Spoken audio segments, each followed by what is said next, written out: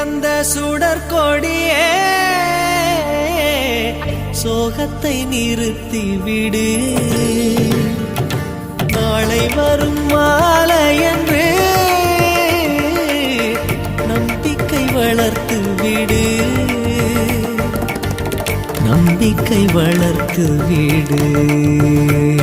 நம் காதல் ஜோதி கலையும் ஜோதி கலைமகள் மகளே வாவா.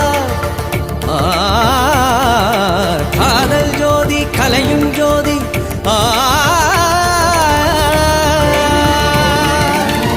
ஜோதி எப்படி ஜோதியை எரிக்கும்